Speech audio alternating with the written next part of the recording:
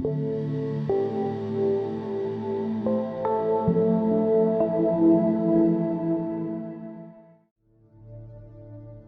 lot of psychological research has been carried out on non-human animals.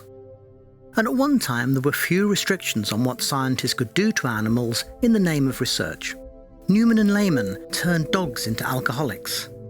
And Seligman and Meyer gave dogs electric shocks to test learned helplessness. But one of the most influential psychological studies using animals was Harlow's study of mother love.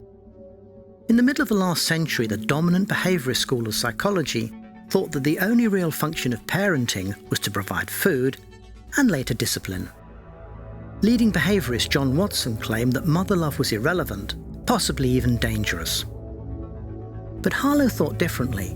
He argued that love, or at least affection, was essential, and without it, infants wouldn't flourish. In his most famous experiment, 8 newborn monkeys were separated from their mothers, put in cages on their own, and given a choice between 2 surrogate mother figures, a soft cloth one and a coarse wire one that provided food from a bottle. And what he found, against expectation, was that the baby monkeys preferred to go to the model that had contact comfort rather than the one that provided food. In the next phase of the experiment, Harlow subjected the baby monkeys to stressful situations. When they were confronted by a mechanical teddy bear bigger than themselves, it was the cloth mother they ran to. And they were far happier in strange places when the cloth mother figure was there.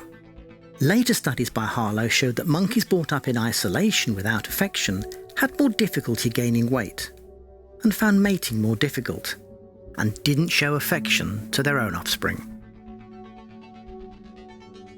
Harlow's research was seen as influential in helping to change childcare policies.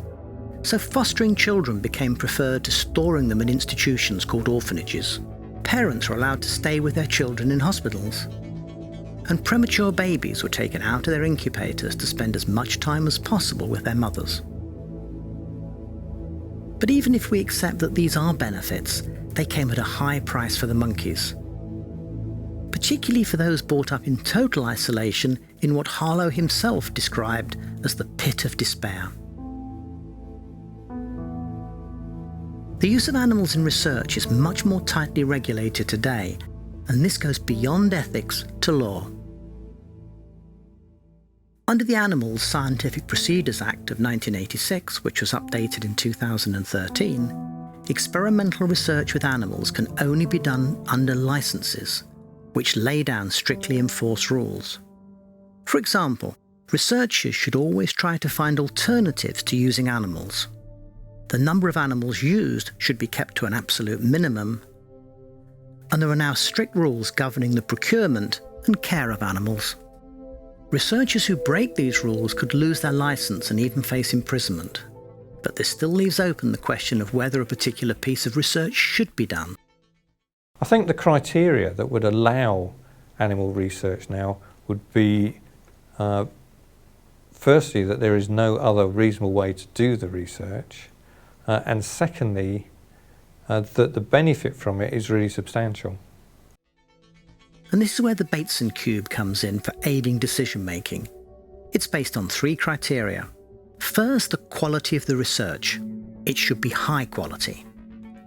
Second, the extent of animal suffering, which should be minimised. And third, the likelihood of clear benefit coming from the research. But helpful though these criteria are, they have been questioned. Researchers may not agree about what is good quality research. Researchers can't always know how much an animal is suffering, and the benefits of research cannot always be estimated in advance. So in spite of legislation and techniques to aid decision-making, there are those who argue that animals should never be used for research. Animals cannot give consent. The use of animals in research is a violation of animal rights, and all research, even if it doesn't inflict pain, disrupts animals' lives. So do you think research using animals should ever be done? And if you think it should, then how is it justified? And if you think no, then shouldn't we also ban keeping animals as pets, especially if they're imprisoned, using animals for sport, and of course eating animals?